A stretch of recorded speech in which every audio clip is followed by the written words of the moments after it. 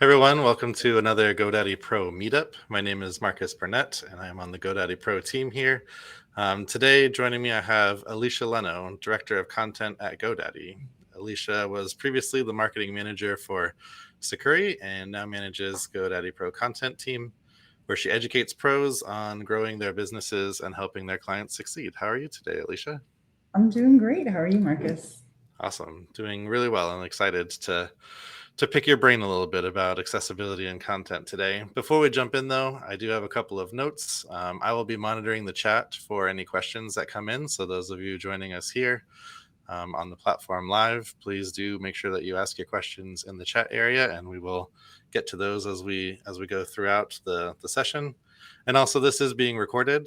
So if you need to leave early or you want to share this with your team afterwards, a link to that to the replay will be sent out after we get done here pretty shortly within the next day or so. We usually get that up on our GoDaddy Pro YouTube channel and then send a link out. So don't worry if you need to leave early or if you just want to share this with your team, we'll have a link to that. So with that, let's go ahead and dive in. I have some questions that I've gathered beforehand, and I'm just going to sort of run through them. And like I said, if we have some pop in the chat, we'll toss those in as we go along too.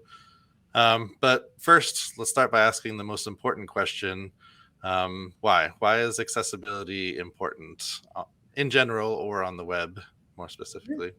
Definitely. Well, I mean, first and foremost, it's easy to see that it's really important to be inclusive and open to all. And I think there's more and more of an emphasis on that with social change and just the industry.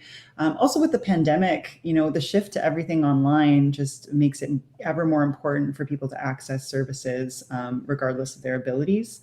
But it's beyond just the standard things you think about with accessibility, like screen readers and that sort of thing. Making things accessible to non-native English speakers. Making things accessible to people with anxiety or autism or epilepsy, anything like that. So it's thinking about all the different types of people who might be using your website or your web application and accessing your content, making sure that it's available for them.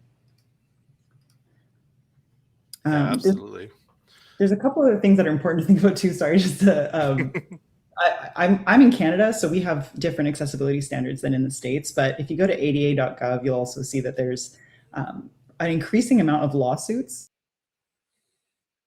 involved in offering employment services or a government organization. There's some severe fines, and people have successfully sued for accessibility violations. But it's also impacting a lot of public-facing websites and businesses as well, because anything available on the internet is considered public content. So I highly recommend checking out ada.gov and just thinking down the road, as things change with laws, things like GDPR have had a huge impact on web content. I only expect that in the future we're going to see more legislation impacting the accessibility of content for everyone. Yeah, I 100% agree.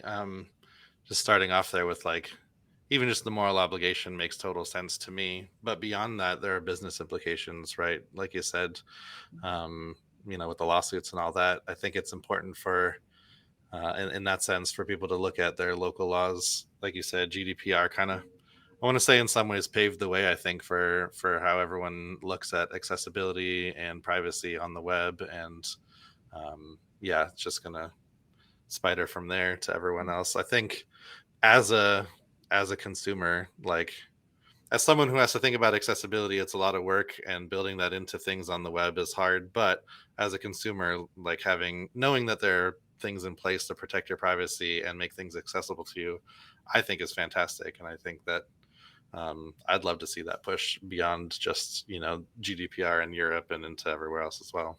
Totally. And accessibility impacts everybody. So there's actually a really interesting story, and I'll share the link for everyone, but it's called the curb cut effect.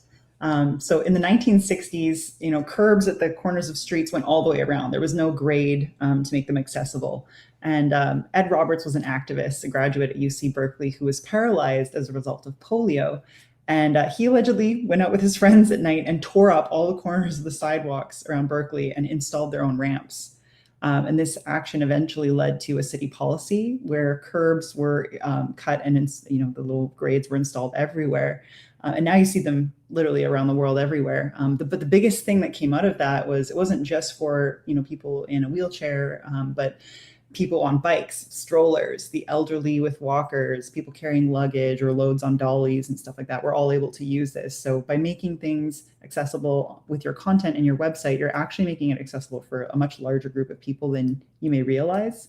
I think of my friend who, he's a little hard of hearing in one ear.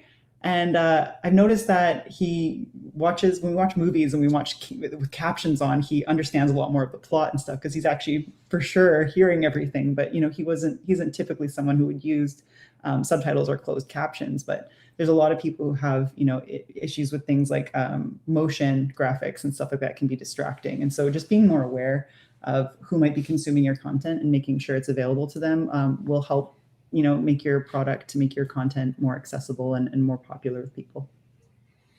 Yeah, for sure. A couple of questions already. Ernest asked in the chat, why isn't today's webinar captioned? I think that's an awesome recommendation. That's something that we definitely have to look at, sort of the limitations of the platform we're on and some of the bandwidth and stuff. But I've definitely written that down and taken note of that. It's something that I think would be fantastic for us to look at and try to offer as well. The recording, we can definitely get SRT files for. And I know we're using a tool now that does some captions. So that will definitely solve that. And actually, it's funny, if you had been here just before we started, we were talking about tabbing around and trying to use the platform and sent an issue to the platform to let them know that there was an issue with something. So yeah, that's definitely something we can follow up on. Yeah, I couldn't remember whether all of our videos after the words get captioned or not, but I think that you're right. I think that they do. So YouTube's pretty great about auto captioning now. It's fairly that too, yeah.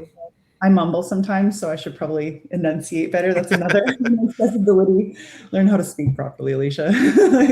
No, that's fine. And then Beth asked, is it really possible to allow for everything, like colors that trigger seizures in folks, which could be different per person, or an image that triggers PTSD? How on earth do we include everybody? Yeah, that's really a tough question. And it's, something that you can approach in phases, and it helps to have people in your organization who are dedicated to this. So at GoDaddy, we just hired an inclusion and diversity officer. So I think this is something that's going to become more commonplace. We'll see UX people who specialize in accessibility, content people who specialize. It's a great path to go down if you're looking to add another element to your offering, that you are a specialist in accessibility or that you're aware of it, just like with security or anything else you might be adding on. It's impossible to please everyone, but it is good to kind of be aware of these things and consider them as part of your design and your content process. I was in a conference a couple of years ago where they were talking about inclusive language too, and it was like, I didn't even know, like, things like saying run amok actually can, there's some context to that is negative, or saying things are crazy, right, is actually stigmatizing people with mental illness. So it can be a little exhausting to be like, oh my gosh, that's another thing that I need to think of and change, my vision and my design or whatever, or more the way I speak. But ultimately it's leading us towards a more inclusive culture. And I think that just making an effort and stuff is the first place to start. And yeah, it is a process, and I think it's going to continue to evolve, just like anything. Yeah, I've definitely, I started out with the mentality of like, oh man, there's a lot of things that I have to remember now to speak differently and all of that. But it really comes from a place of empathy, I think. If you really take a step back and it's like, well, what am I trying to do? Am I trying to make life easier for myself, or am I trying to make life easier for other people? So I think that's kind of what it boils down to at some point. And then like you said, it's going to be really hard to include everybody, but I think that's not the current problem. The current problem is just ignoring accessibility and not worrying about including anybody. And I think just taking those steps. Some people are triggered by different things. I saw Beth's comment to follow up that, we might have missed what she was going for. So if red is bad for some people and purple is bad for other people, I can't help it if you have some particular association with a color that triggers you or has an issue. But things like, low contrast, okay, well, we know that a lot of people, there's a large volume of people who might suffer from, impaired vision. And so addressing contrast issues, that's something that's in the WCAG standards that you would see when you're, scanning your site with a tool like the Axe Chrome plugin we'll talk about in a bit. So I think those are better places to start with, like the larger volume of people who are going to be impacted, and the global standards, the international standards that are set up are mostly to address those large cases. Hmm. Hopefully that answered it, Beth. Yeah, and you've already started to dive into it, but let's talk a little bit about question number 2 here is how do you define accessible content? So drilling that down from the wider the wider field of accessibility in general on the web down to how that applies to writing content, or adding, it's not all writing content is writing in media and stuff, but like how do you apply that accessibility and define what that means in terms of content? Totally. Yeah. So W3.org has like their web accessibility initiative docs. And one of those is the Web Content Accessibility Guidelines, or WCAG. Those are the international standards that basically help content authors and developers create web content that's more accessible. And they have actually 4 principles that make up the POWR acronym, POWR. It's perceivable. So that's stuff like the interface and the information is accessible. Operable, which means that they can navigate, with a non-standard keyboard and mouse. It's understandable. So we have labels, information architecture is clear, tooltips, and it's robust. So that addresses things like browser and device support. So using those 4 principles, you can kind of think about, how to approach your content and make sure that it is perceivable, operable, understandable, and robust. Yeah, that's good. I'm definitely going to make sure that I add that acronym to our show notes and stuff. So when we publish this, that'll be in there as well. Um, just to let everyone know, we'll probably mention a bunch of links and stuff all throughout the session, and I'll make sure that we get all of those added as well, like the Great. WCAG and all of those things. So question from Beth, which kind of ties into the next question that I had anyways. So um, Beth asks, is there a list of the bare minimum I should do on my site without reading the entire WCAG? Which again sort of segues into the next question. What are some of the most common places that people forget about accessibility when designing and developing websites? Kind of go hand in hand. What are some things to start looking at content wise when designing and developing websites, where people can just, where's the Totally. starting point? Yeah, so there are tools we'll definitely get to, so make sure you stick around for those or come back for the links. But some of the main things that are really important, just like table stakes, is headings. So, H tags in your content, in your markup, those are used for navigation. So making sure that there's a clear structure, these are also important for SEO. Like there should only be one H1 on a page, which is usually the title. And then the headings, H2 and H3, they should be in a way that's easy for someone with a keyboard or a screen reader to navigate and see where they are, understand where they are in the content if they can't see it. So links as well can be really difficult. So saying something like click more isn't as descriptive as describing the link that you're sending people to. So read the full report. That is something that is a lot easier for somebody who can't see the link, to be able to hear it on a screen reader. There's also other things like area labels, area described by, that can be used in cases where text that could label the element is not visible, things like icons and stuff like that. If there is visible text that labels an element, you can use the area labeled by instead. Things like alt text as well on images are super important, obviously. Again, these all impact SEO as well.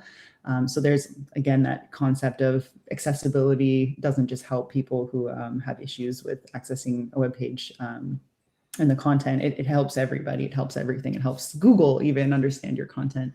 And with alt text, there's something I've actually just learned really recently. I was using alt text wrong. Probably a lot of people are. If there's something in the surrounding text that already describes the image, like a caption or even the paragraph around it, you don't really need to repeat that in the image. You want to describe the purpose of the image or replace the image with your text. So if you have a picture of somebody and there's a caption below that says exactly what that person is, you actually don't need alt text on the image. So, you don't want to say image of this person or graphic of this person, because the screen reader is actually already going to do that. So one of the best pieces of advice I had from somebody was use a screen reader on your site, on your blog. that's the best way for you to understand how people are using it. Try to tab around and see if you can click enter to access stuff, or the space bar, and learn how people are actually using these assistive technologies, and that's going to give you the best understanding. So those are like the top three, like making sure headings, your links, and your alt text on images is set up properly. And so that's like the bare bones. Yeah, we'll get to some of the tools and stuff in a moment. If you don't mind describing just briefly what a screen reader is, who might use one, and how that works. Yeah, totally. So it essentially will read the text out on the page.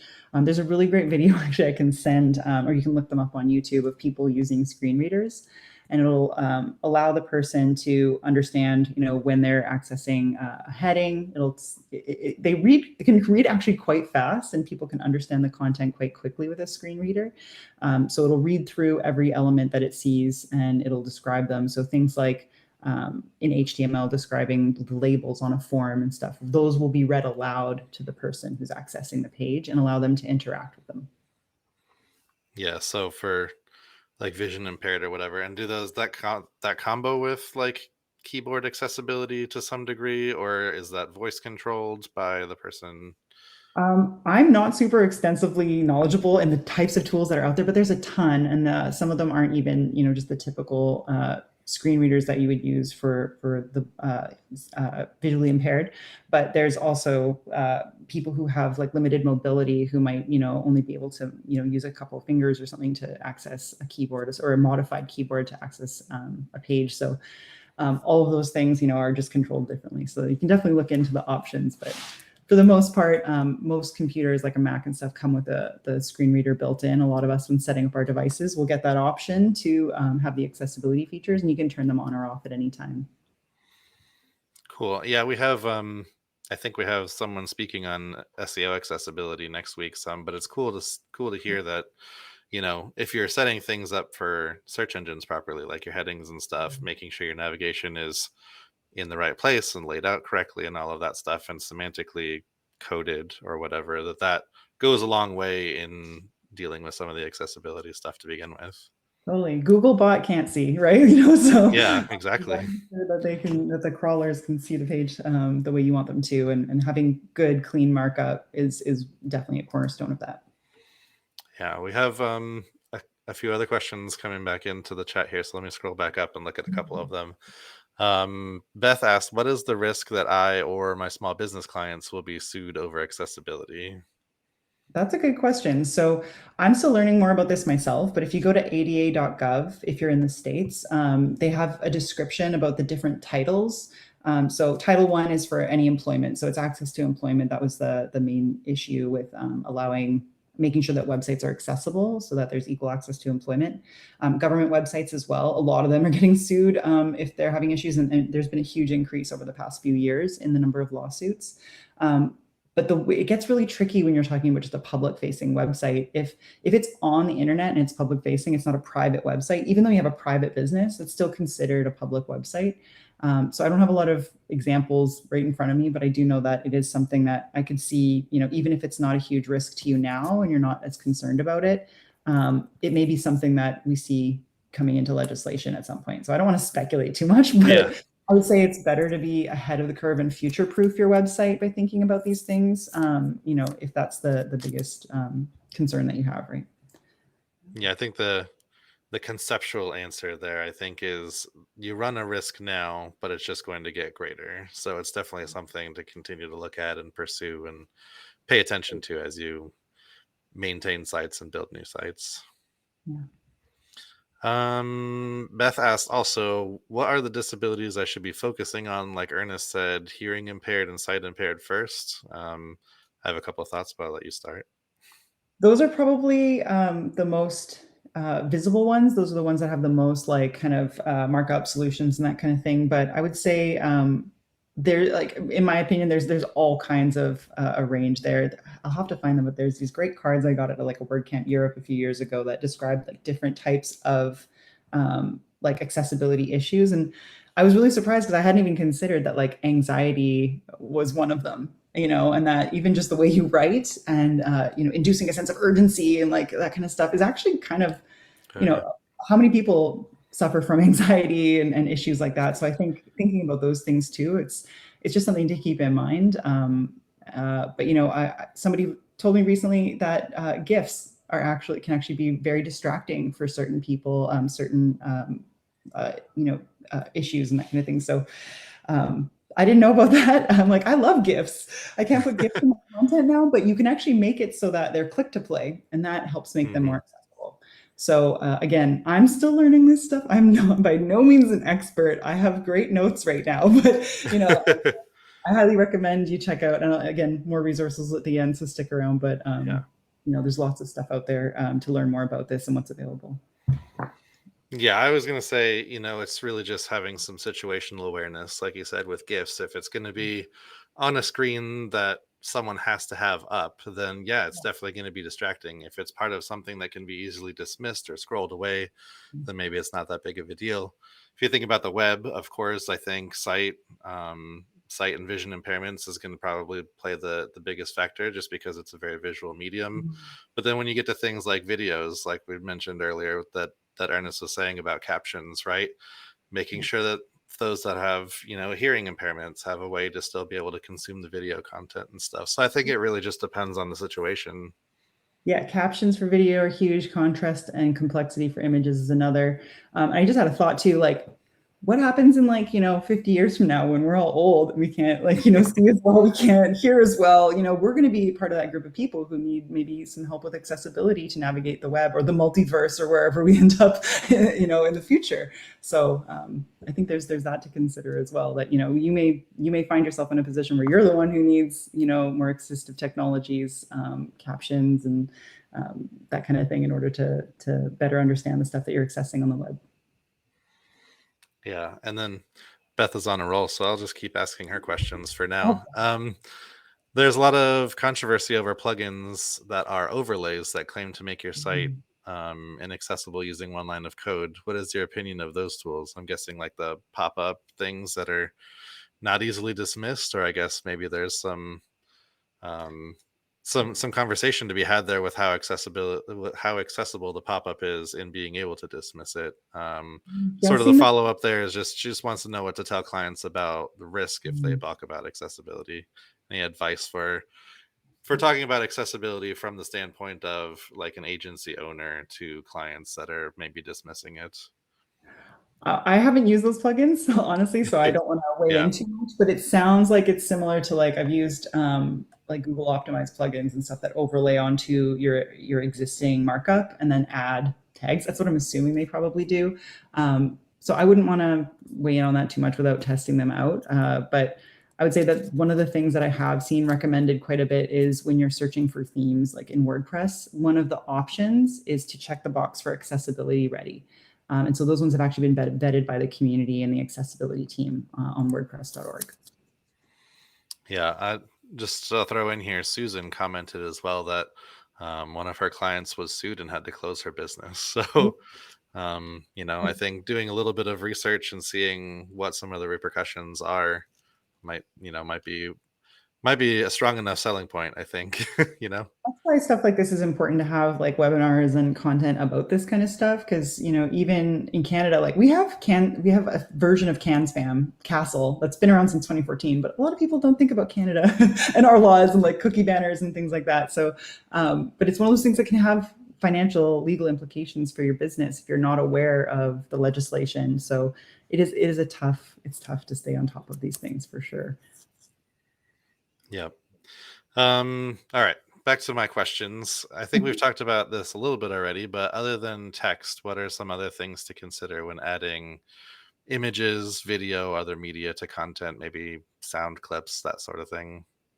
Yeah, for sure. I think we chatted a little about like captions and stuff on videos and that sort of stuff already. There's some other elements and blocks too that you might want to think about that could be difficult for accessibility. So things like sliders and tables and calendars and that sort of thing, forms. Those are all things you want to really think about whether they're accessible. Um, they can be a little bit troublesome. Yeah. I don't know. Do you have any one of those particulars that you mentioned, sliders, tables, calendars, forms? Um, let's just go with forms, because I'm pretty sure that just about every site on the internet has a form. Do you have any advice and thoughts on how to think about accessibility in terms of forms? Yeah, forms. So there's, I mean, most of the developer docs and stuff now cover it in terms of having appropriate labels, so that they're easily navigatable for a screen reader. Um, even things like autofill for password managers. There's another option there, right? But making sure that all of your forms have labels just makes things accessible for everybody, not just people who need assistive technologies. It also makes it, again, readable by any crawler or Google bot who's trying to understand the page and what's on it. The w3.org has great advice on this, and you can look up their docs to better understand how to tackle these problems. Same with sliders and stuff like that. There are ways to make them navigatable. You can usually add markup and controls to allow for that, captions, summaries, that kind of stuff. Yeah, I'm trying to think back to site building days when I added all of these things to websites frequently. And I would say, probably advice wise, the the tendency is to want to make them real fancy and, very stylized and all of that. And I think that some level of that is cool, and it depends on the target audience and it depends on the site and all of that. But I think for a lot of these accessibility concerns, these accessibility things that you want to pay attention to, might simply just be keeping it simpler. The simpler the better. Make sure that you have a label with your text field on a form, and it doesn't have to be floating around all over the place. Just make it right next to the input box, and there's a lot of accessibility concerns that can just be mitigated by just keeping it simple, right? Definitely. Yeah, for sure. I mean, when you think about like the most basic web page possible, right? It's going to be just text and it's super responsive. And it doesn't matter what device you're on, and a screen reader is going to be able to access it because there's not a lot of complexity going on if you just have literally just text. So trying to it is simple, but at the same time, like all of these different things and markups that you need to add, it can get a little complex, and I can understand it can be a little exhausting for some people. And that's why I said having that as a specialty, or having somebody in your team who can do that, and barring that, using tools, right? Like some of the tools that are out there will just scan the page for you and be like, you need to fix this, this, this, and this. Here's your checklist. Here's the high priority critical ones. Here's the medium priority. And those are the things that I see most recommended in accessibility communities. Yeah, I have, let me see, a couple of questions on the Q&A tab here. Susan asked, are there page builders that are better than others for built-in accessibility? So I guess defining page builders just briefly, page builders are, in the WordPress world, either what's affectionately called Gutenberg, or there are others like Elementor and Divi that are plugins that can be added to kind of help more visually build website layouts and stuff. Do you know if there are any of them that are built, better as far as accessibility is concerned? That's a really great question. And I'm actually going to take that away as a topic for a blog post because honestly, I think I'm really curious about that. There aren't. That's a really great way for them to differentiate their business as something that is, I think going to be increasingly important. So yeah, it's a great question. I'm sorry I don't have a great answer for you, but try to follow up with a blog post for you. Yeah, and we'll post it at the end, I believe, as well. But we also have a GoDaddy community forum topic set up for this event in particular, so we can continue the conversation there as well afterwards and have a little bit of a dialogue about page builders and accessibility also. Totally. Yeah, that sounds good. Courtney asks, American question here. Thanks, Courtney. In nations with a requirement for dual language support, does that fall within the realm of accessibility? I think that Yeah. adds a whole nother layer of complexity. Totally. So in Canada, yes, it is a requirement that all public websites, government websites especially, are accessible in both languages. So all of our political leaders need to be fluent in French. I learned French as a requirement until grade 9, and then it was elective after that. So here it's taken very seriously that it is that we do have two national languages. And if you have aspirations of being in, a political career or anything, you're going to want to have both languages fluent. Whether it's considered in the realm of accessibility, though, I think is left open to interpretation by what that means. Like I said, I would consider accessibility to include things like autism and anxiety disorders and stuff like that. Not everybody might. But I would say that language accessibility, even if you are just an English website, understanding that there are probably a lot of people accessing your website who English is not their first language. Um, at GoDaddy, we work with people all over the world, and I'm, constantly having to remind myself to consider using more simple language. And again, using more simple language that's more accessible. I mean, we always hear about like grade 5 reading level is the best to write with, right?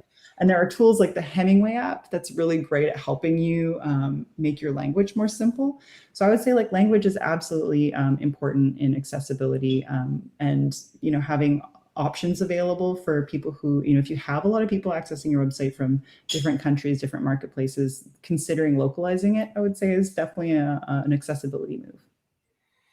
I was just thinking about how you're saying about simpler language, and in the cases where you have, automated services or even human backed services that are translating content for you, the simpler the content is to begin with, the easier I think it's going to be to translate as well and make the final product, within another language more accessible, make more sense, and all of that as well.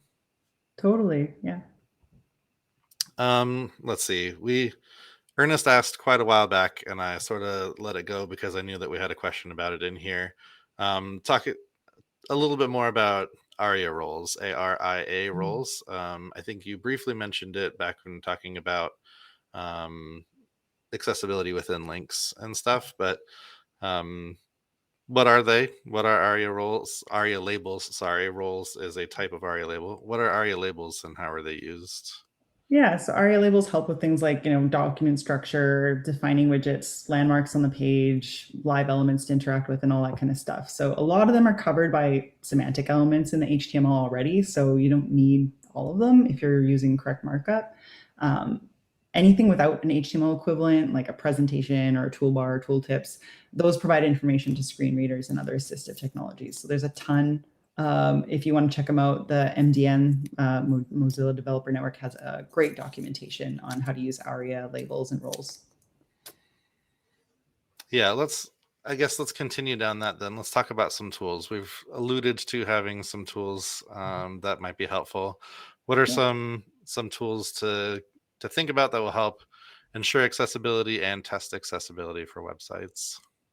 Yeah, so I mean, we talked about just choosing accessibility ready themes. If that's, if you're on WordPress, that's a really reliable option. The number one recommendation I keep getting when I was chatting with the internal folks in the A11Y group on GoDaddy was the Axe Chrome plugin, and I've used this myself.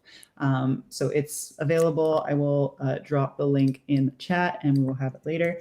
But this one's great. You just install the Chrome plugin, go to your page, and it spits out a bunch of stuff in the developer tools area, and prioritizes it for you. So there were a lot of questions before about like, how do I prioritize what changes to do? This is super helpful because this is all following the standards that you want to, that are international. I mentioned before as well, just turning on Mac voiceover if you have a Mac OS device, and just having around and like using your site like somebody else would is a great way for you to really understand how things are being accessed by people with, who use those tools. And then there's a ton of other stuff as well. So I think the Axe Chrome plugin is actually made by DQ. I don't know if I'm saying it right. It's deque.com. Mm-hmm. And so they're another one that came up quite a bit in my research for this. And then you can also check out, if you are in the WordPress world, the Make WordPress team has a handbook for accessibility.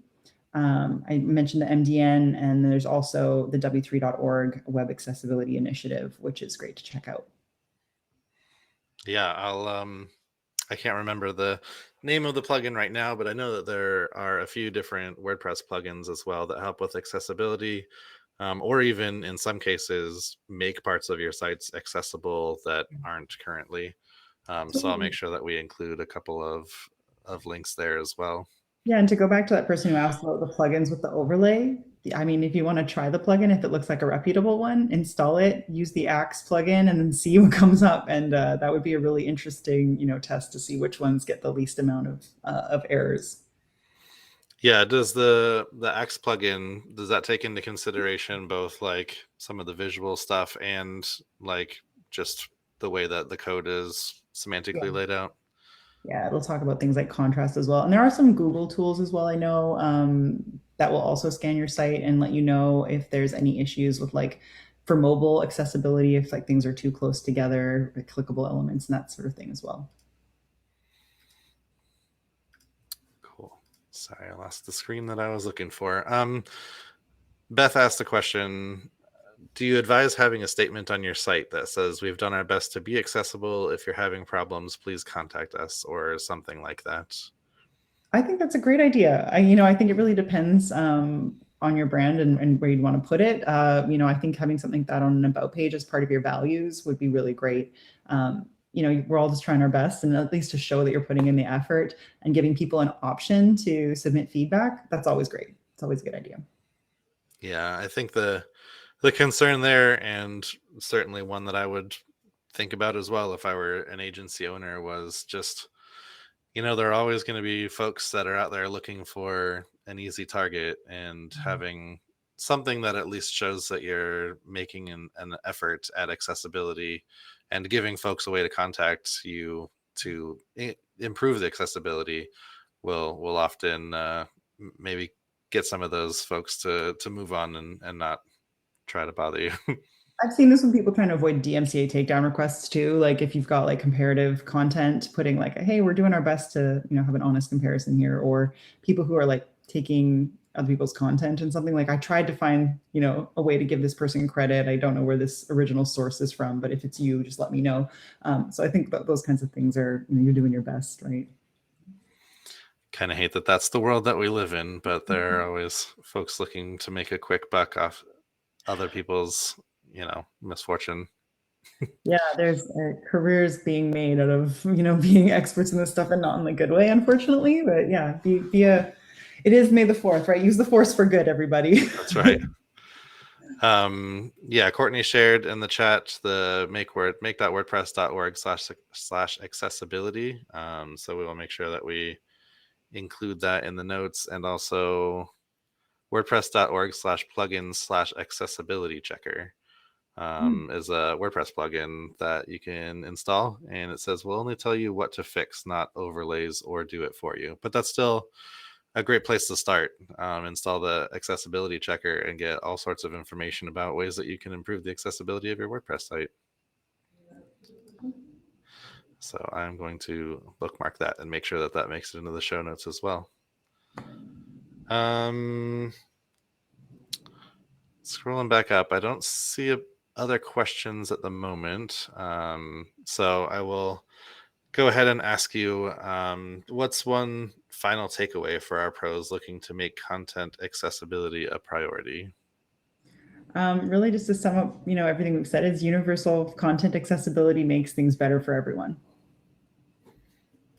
Awesome. Let me go ahead and get our community forum link over there in the chat. If anybody does have any additional questions that they want to ask, we will take a look over there afterwards, and we can continue the discussion there and talk all about accessibility. I know that Alycia is going to go look at page builders and see if there are some that are more accessible than others, and we will do our best to get an answer in there, and maybe even be able to nudge a page builder to take that into consideration if none of them seem to hit the mark.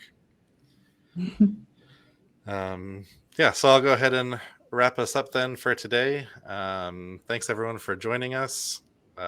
We do have a SEO accessibility meetup next week, same time, same place. Guest speaker Nikki Ong from Simple Sprout Studio will be joining me to talk about SEO accessibility. And if you've ever joined us for one of Nikki Ong's sessions, she has beautiful slides and lots of fantastic content, so you definitely don't want to miss that. Like I said, that'll be next Wednesday, May 11th, here at the same time. To register for that and any future events, head to events.godaddy.com, and that's also where you'll find past event replays along with on our GoDaddy Pro YouTube channel. That's it for us. For our Star Wars fans out there, may the 4th be with you. Thanks again, Alycia. Yeah, thanks, Marcus, and thanks, everybody. Bye. Thanks. See you at the next one.